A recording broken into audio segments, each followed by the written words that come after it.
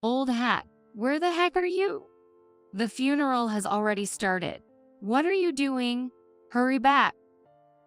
From the phone, the piercing voice of my husband's daughter, Nancy, made me wince. Can you stop yelling?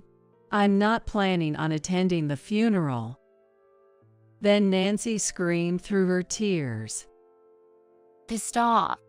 Where on earth is there a wife who wouldn't attend her husband's funeral? Everything's a mess here. Just do what you need to do. For the past 8 years, I have been despised by my husband, stepdaughter, and grandchild. On the day my husband died, I found out about something, so I moved silently on the day of his funeral and disappeared. Calls came from my stepdaughter in tears, but I had no intention of attending the funeral. After all, for these 8 years, I have been continually taken from by them. Now it's my turn. Following this, my counteractions will lead my stepdaughter and grandchild to lose everything.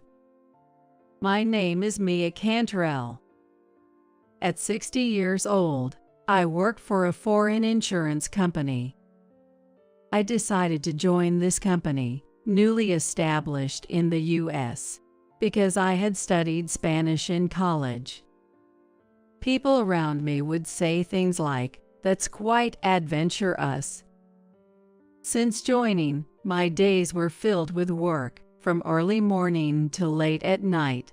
Literally no days off. That's how I spent my 20s, without making any lovers, and dedicating myself to work.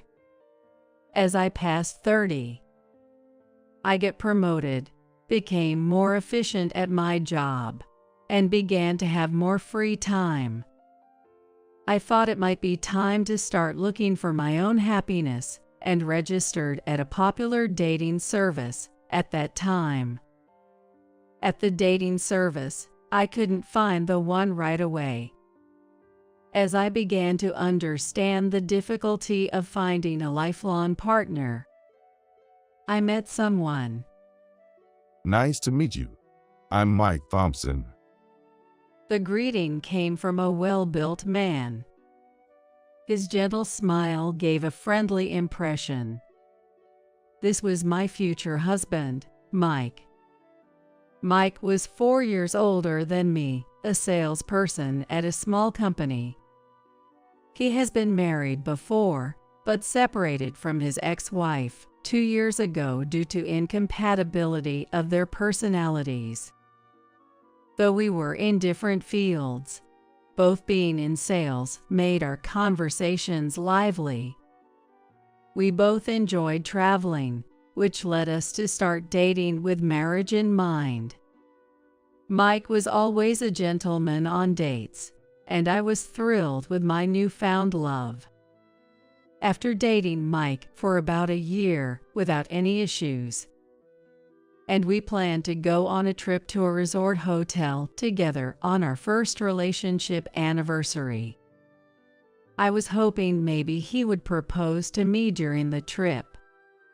Excited, I waited at our meeting place. Finally, Mike's car pulled up.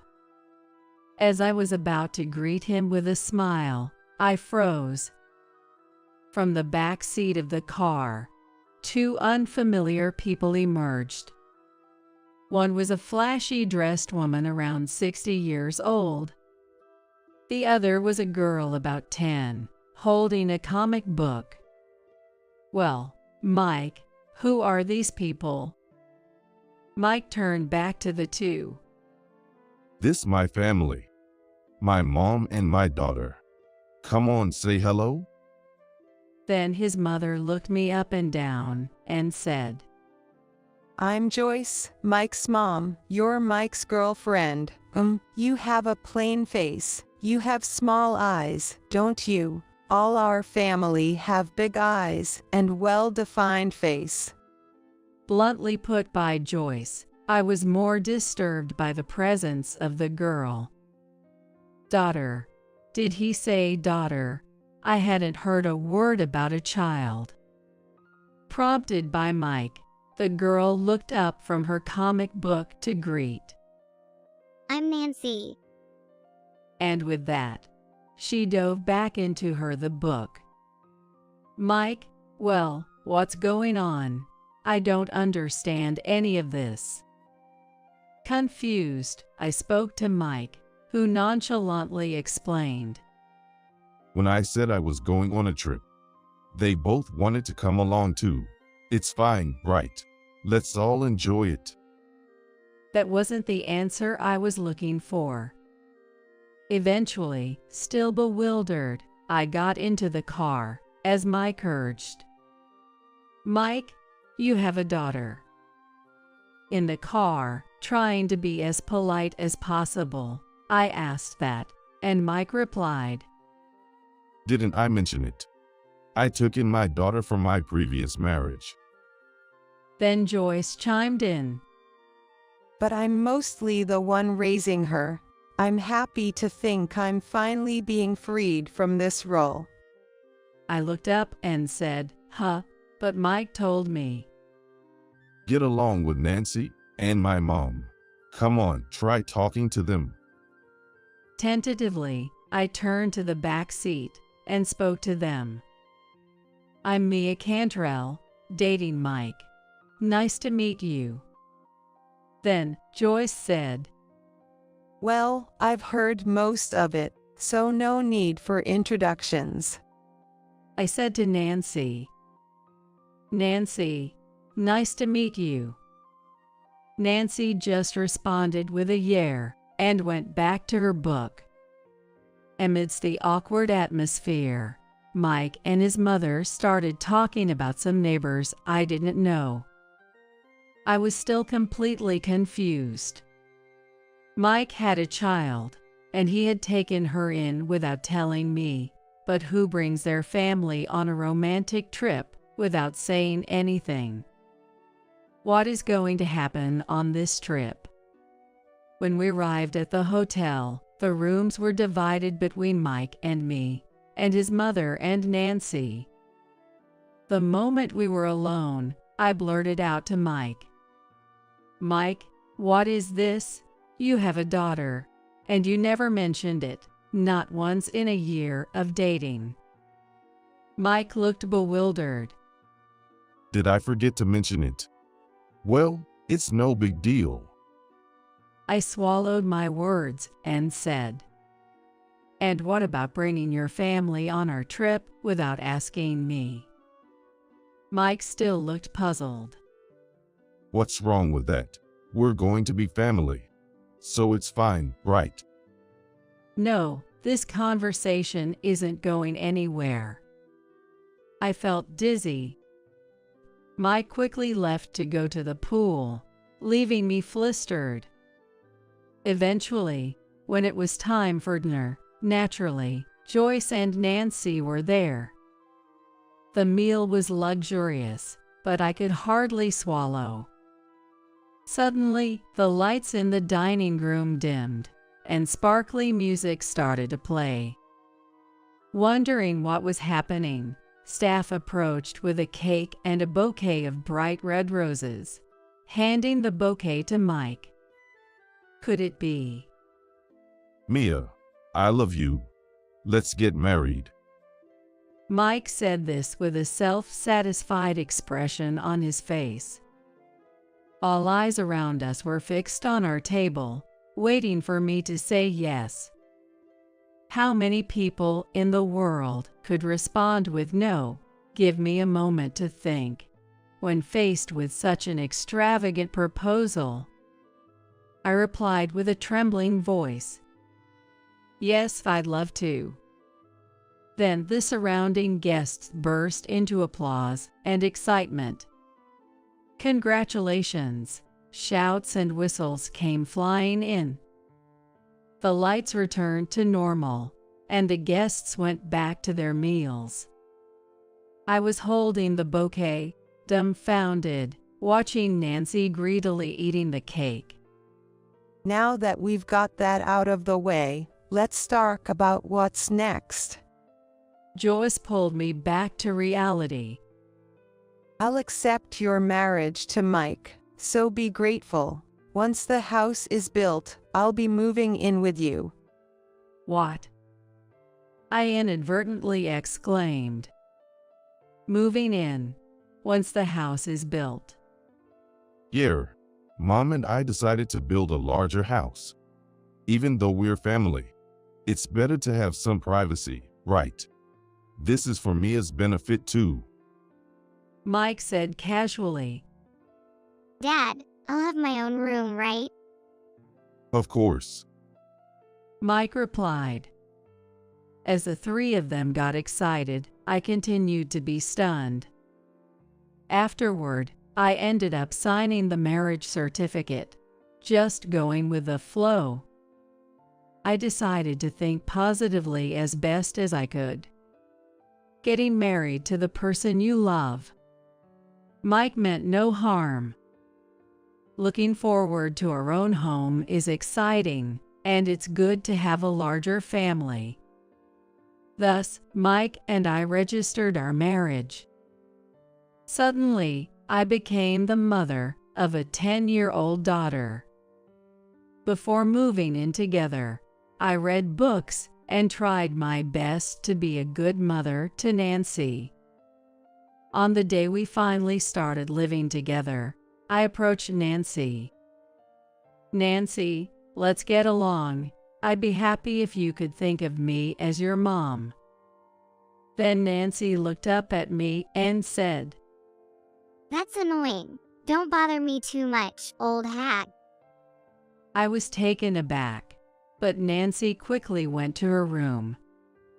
Though I felt uncertain about the future, I convinced myself that Nancy was a teenager and complex feelings are expected with a parent's remarriage. However, life from then on was hellish. Out of nowhere, Joyce said, From now on, you'll take care of all the household chores. I explained that my job was very demanding, but Joyce glared at me. That's no excuse. You came here as Mike's wife, so you'd better work hard at home too. And truly, Joyce completely abandoned all household duties. If only Mike or Nancy would help. However, they simply did whatever they pleased, never offering to help. Instead, they started complaining the cleaning isn't done right, or the food is too bland. I endured, continuing to do the household chores, but instead of appreciation, they began to treat me coldly. Soon after we got married, Mike said his work got busier, and he started to be away from home more. Business trips increased, and he would go out even on weekends, claiming it was work. Those times I had to spend with Joyce and Nancy, but I was having a hard time with Nancy. What? Fish again? I want something like a burger. Nancy looked displeased at the grilled fish I had prepared for dinner. Nancy, you're a bit picky, so you need to learn to eat everything. Let's properly eat the fish. I said so, but Nancy ignored me. Joyce spoils Nancy like that, giving her treats. When going back to her room, Nancy snapped at me. You're so annoying, old hag. Don't lecture me. I had been struggling with how to interact with Nancy. Around that time, I was handed several letters by Mike. Fill these out. I looked, and they were documents about renaming a mortgage. What do you mean, fill this out? As I was confused, Mike explained. I took it out in my name initially. But the repayments are tough. Mia, you are making more at a major company, so you pay it. I'll cover all the living expenses. I said no multiple times, but Mike wouldn't budge. So what are we gonna do? sell the house. Then, it's 4 of us in a cramped apartment. I'm fine with that, you know. After being told this over and over, I finally agreed to change the house into my name and make the repayments on the condition that Mike pays all the living expenses.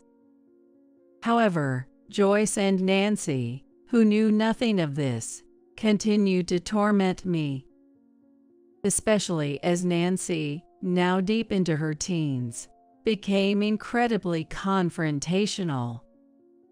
But I became her mother. After all, I kept enduring. After 8 years of this life, Nancy graduated high school, got a job, and moved out. I was briefly relieved. But then Joyce was found to have a malignant tumor and was hospitalized. Things progressed quickly after that. Joyce weakened rapidly and passed away within a year.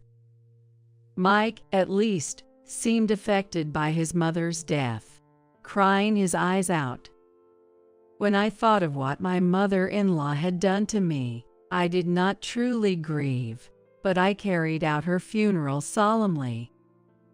I hadn't seen Nancy in a long time at Joyce's funeral, and she seemed somewhat plumper overall. She lived alone, and I wondered if she had a PUA diet, but on the night of the funeral, she told us something shocking. I'm pregnant, you know. Not sure who the father is. So, I'm moving back home to raise the child. What? My eyes widened. Looking at Mike, he seemed just as shocked. No wonder, Nancy was not even 20 yet. Yet, she seems to intend to give birth to a baby whose father is unknown. I expected Mike to scold her, but my expectations were betrayed. If that's the case, you should come back home. I'd be happy to live with you and my grandchild. Thanks, Dad. Nancy seemed pleased. I felt dizzy. Just when I thought life with Joyce was over, Nancy was coming back. Please look after me again, old hag. Nancy patted her stomach and smirked. After that, Nancy really did come back home, and as expected, started bossing me around again. Then, a few months later, she gave birth. The baby was a boy, whom Nancy named Sky. Babies are indeed adorable. I hadn't had one myself, but felt the urge to hold him. Nancy, won't you let me hold Sky? No, I don't want an unrelated stranger to hold my baby. Next to me, standing there, only Mike happily held Sky. After Nancy came home from the hospital, the care of Sky was mostly left to me. Changing diapers, making formula, and dealing with his nighttime crying all fell to me. Nancy would pick up Sky and spoil him, but when it came to actual care, she did nothing. Yet, I did everything I could for Sky's growth. I bought books on baby food and fed him persistently, and I paid for all the diapers. Just when Sky was starting to say mommy, Sky reached out to me, trying to call out, "Hi, Sky, I'm your grandma." When I tried to teach him that, Nancy snatched him away and corrected him. No, Sky, she's the old hag. Nancy, who neither worked nor properly took care of her child, just stayed at home. Yet, I couldn't be strict with Nancy, who still had a small child. Before I knew it, 8 years had passed since Nancy returned. As usual, Mike was often away from home and indifferent to me. When he did come home, he would complain about the taste of the food or how the ironing was done. Somehow, Mike had also stopped contributing the promised living expenses, claiming, "I need it for something." Nancy was now 27, but incredibly, she still wasn't working. While relying on us for everything, she called me old hag and bossed me around. Since Sky started elementary school, she seemed to go out often during the daytime. As for Sky, having seen me treated like a slave by Nancy from a young age, he regarded me as the lowest in the family. "Hey, old hag, hand over some pocket money, now." Such was his way of speaking, even in second grade. He seemed to be causing problems at school, but Nancy did nothing about it. "Sky, I just gave you some the other day. You have to use money wisely." When I said that, Sky glared at me and spewed more abuse. Sometimes, he would even raise his hand to me, and I was exasperated.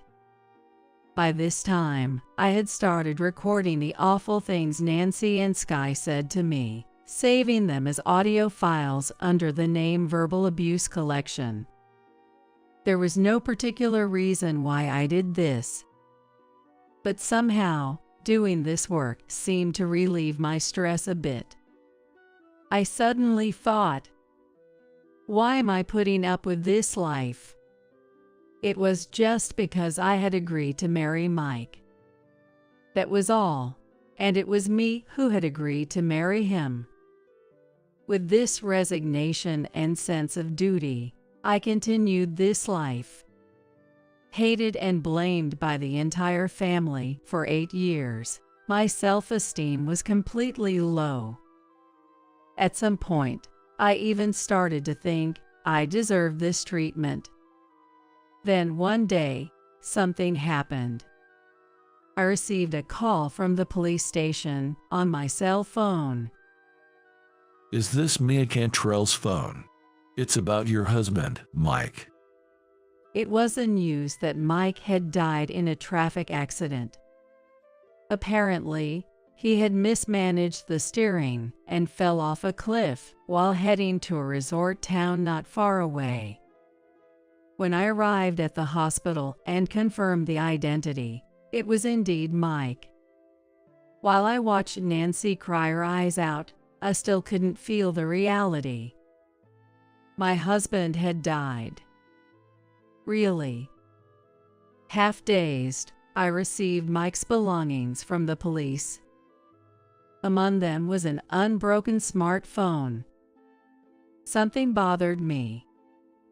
Why had Mike, who said he was going to the Northeast on a business trip, been near the resort town? Alone, I opened Mike's phone and was about to uncover a shocking truth. Well, so that's what it was. Unforgivable. At that moment, I made a decision. The next day, Mike's funeral was to be held. I was responsible for arranging his funeral service. "I have things to do, so go ahead to the funeral venue first." I said that to Nancy and Sky as I sent them to the venue, but Nancy was just crying, and it seemed like she wasn't listening to a word I said. At that time, I had left Mike's tablet at the funeral venue. After dropping them off, I hurried back home and muttered to myself, "All right, let's do this." Then I had the movers take away the furniture, household items, and my personal belongings that I had packed up the night before. The destination was my parents' house, where I had already explained my situation. "Come back home. You can stay as long as you need." My elderly parents had told me, and I decided to take them up on their offer. After calmly finishing the moving process, I did not go to Mike's funeral venue, but instead returned to my parents' house. At home, my parents had prepared all my favorite foods and were waiting for me. As I was enjoying the meal, my cell phone rang. It was Nancy. I had been ignoring it, but the phone kept ringing every 30 seconds. It was relentless. I sighed and decided to answer the call. "Hello, what is it?" On the other end, Nancy yelled. Old hat, where the hell are you? The funeral has already started. What are you doing? Get back here now. Nancy's shrill voice made me grimace. "Can you stop yelling? I don't plan on attending the funeral." Then Nancy screamed through tears. Pissed off. Where on earth is there a wife who wouldn't attend her husband's funeral? Everything's a mess here. Just do what you need to do. I replied calmly. "You should be able to manage the funeral by talking to the funeral director. You're 27 now. You should be able to handle it. Good luck." With that, I hung up on Nancy, still screaming. The phone rang loudly again, but I continued to ignore it. I spent some relaxing time at home for the first time in a while. As the time the funeral was probably ending approached, I took a shower, dried my hair, and saw over 200 missed calls on my cell phone. Most were from Nancy, but the latest missed call was from an unknown number. I decided to call it back. "Hello, is this Mia?" It was Mike's brother, Ken, whom I had met a few times before. He was currently the leader of Mike's relatives. "It's been a while, Ken." As I responded, Ken, with a voice mixed with anger and confusion, said, "Mia, where are you? Why aren't you at Mike's funeral? It was complete chaos here, and frankly, it's indecent." I sighed and asked, "Is the whole family there?" Ken confirmed, "Yes, but..." "Nancy checked the house and said all the appliances and your belongings are gone. I don't understand what's happening." I simply answered, "Yes, I moved out during the funeral." Ken exclaimed, "What?" And I could hear the murmurs of the family in the background. What are you thinking? How can you not attend your husband's funeral and move out during it? Come back here and explain yourself properly.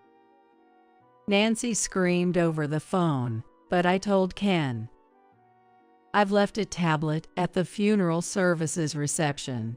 I'll make a video call, and we can talk about the reasons." After hanging up the phone, I took out my tablet. I made a video call to the tablet I had left behind at the venue.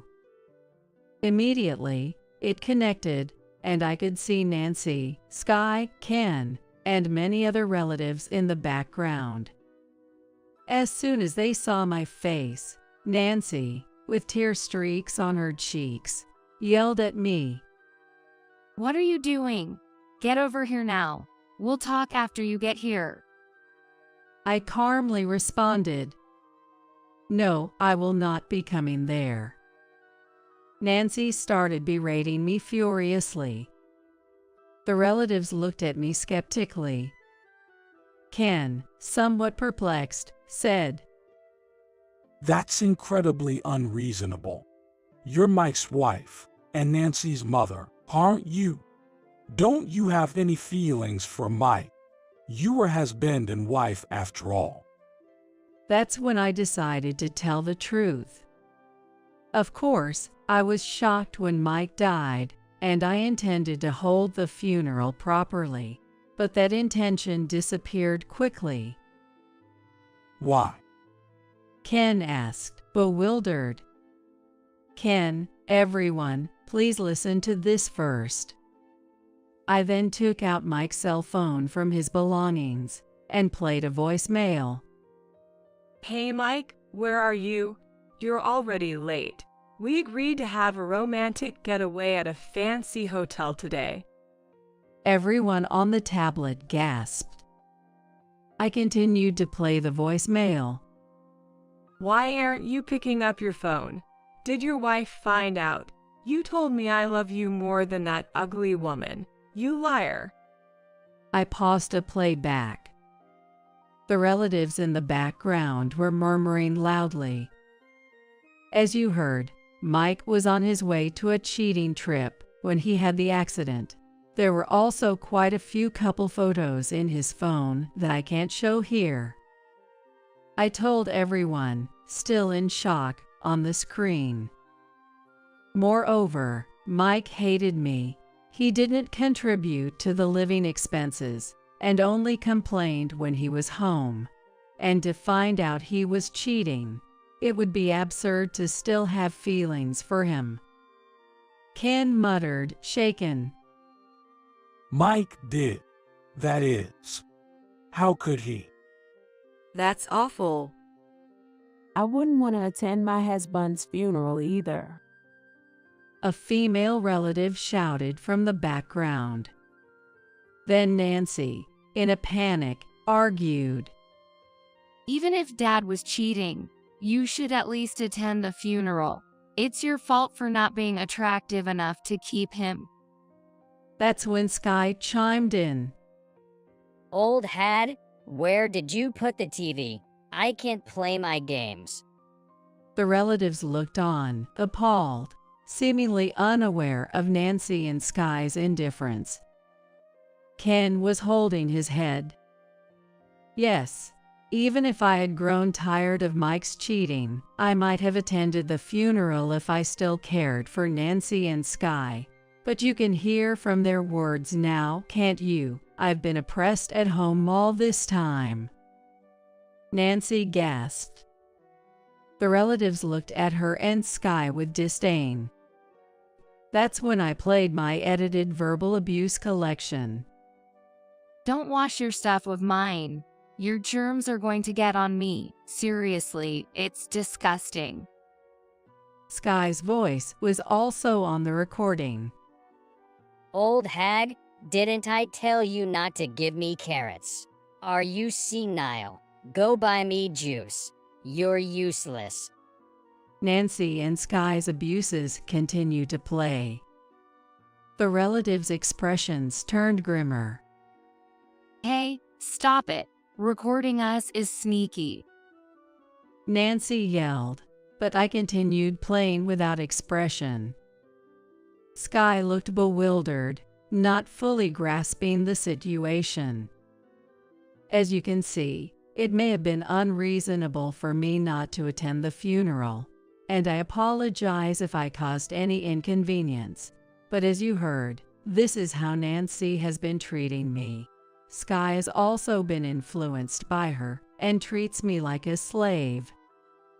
I paused for a moment and then stated, I have no more feelings for Mike or for them. That's why I didn't attend the funeral and why I moved out. You bastard. Nancy started to yell at me, but Ken quickly interjected. Mia, I'm sorry for Nancy's behavior. I apologize on behalf of Mike as well. You don't have to come to the funeral. They've done enough to deserve this. I appreciate your understanding, I responded, and the relatives nodded somberly.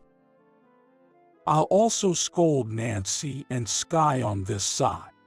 Thank you for enduring and staying as part of their family for so long. Ken said, bowing to me. I bowed back and then ended the call on the tablet. I slept well that night. I don't know how the funeral ended after that. 2 days later, Ken contacted me again to apologize. Despite holding the funeral service, It was a mess. Nancy and Sky kept blaming you, and the relatives have completely disowned them now. I hope you stay well and find happiness. Mia.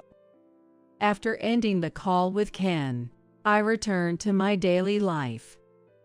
However, a week after Mike's funeral, as I was leaving work and stepped outside the building, there were Nancy and Sky. I was furious, and Nancy dragged me to a cafe. I don't want anything to do with you anymore, but do you need something? I asked, and Nancy said, I don't want to see your face either, but you wouldn't answer your phone, so I had no choice. Tell me where Dad's inheritance is now. Inheritance, I murmured, and Nancy became enraged. There has to be Dad's bank account with money in it. I only found $1,000 in cash at home. You must have taken out my dad's money. I calmly told her. That was all there was to Mike's inheritance. What? Nancy froze, and I explained.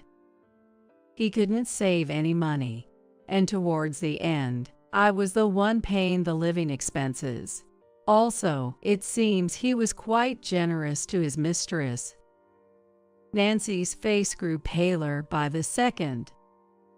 What? So you're serious?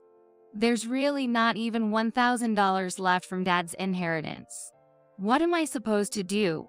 How am I supposed to live, especially with Sky here? I flashed a grin and said, just work. Isn't that what everyone else does? Nancy fell silent for a moment, but then burst out. That's right. What about the insurance money? You work at an insurance company, and Dad must have had life insurance, right? When do we get that money? After sipping my coffee, I told her. He always found signing up for insurance too troublesome and did nothing about it. The only policy was one I took out on him. How much will that be? Nancy yelled, so I replied. Well, at least $500,000 will be coming. Nancy's face lit up. But I immediately added, well, since I'm both the policy holder and the beneficiary, it really doesn't concern you. Stunned, Nancy blurted out. What? Are you saying we don't get a penny? Yes, that's right. As I spoke, Nancy shouted. Then you need to continue taking care of us.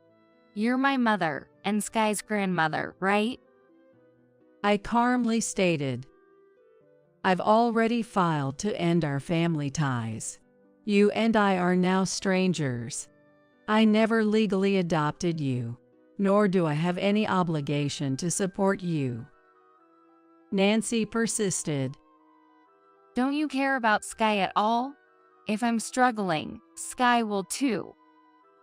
Sky was playing a game next to us during this conversation. Seeing that, I sighed.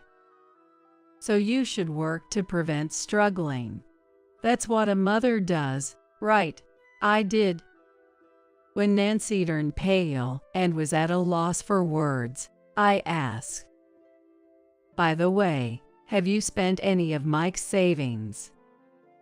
She answered, of course, I needed it for living expenses. I chuckled. Too bad for you. Mike had debts, you know, about $60,000, I think. Since you've touched the inheritance, you've inherited the debt too. I, on the other hand, have renounced my inheritance. Seeing the color drain from Nancy's face, I showed her the collection emails on his phone. As Nancy trembled, I continued. Oh right, about the house. Since I've been paying the mortgage, and it's in my name, I've decided to sell it. You need to move out soon, okay? Then Nancy screamed. Are you taking the house from us? Yes, I am. I looked at her seriously. As Nancy's face rapidly changed colors, she suddenly bowed deeply across the table. Mia, I apologize for everything up to now. I'm sorry for what Dad did too. So please come back home. Otherwise, we're doomed. As I remained silent, Nancy pleaded with tears. Please, Mom, don't abandon us. I smiled at them one last time and said, I will never forget how terribly you've treated me. Now you two should enjoy your lives together. And with a final act of kindness, I paid for our drinks at the cafe and left. Afterward, Nancy desperately searched for any other assets Mike might have left, but of course, there were none. Nancy ended up bearing Mike's debts, and she and Sky went around to relatives begging, please lend us money, let us stay with you. However, having seen their true colors at Mike's funeral, the relatives refused, saying, we want nothing to do with you. Without anyone's help, they were left with nothing but debts. I issued an eviction order to them without mercy. Of course, Nancy resisted, but I conveyed through my lawyer. If you refuse to leave, are you prepared to cover the costs of a lawsuit? Thus, Nancy and Sky reluctantly left the house. Eventually, they moved into an almost dilapidated apartment. Unable to survive on Mike's inheritance alone, Nancy had to start working.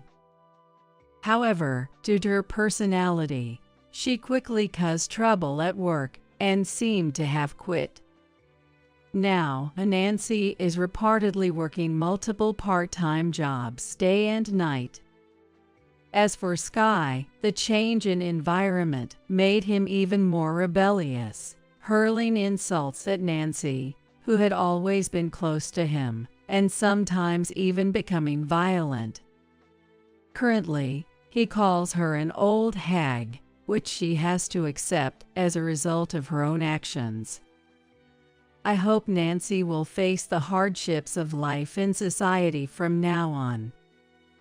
And I hope she can raise Sky a bit better, although it might be too late.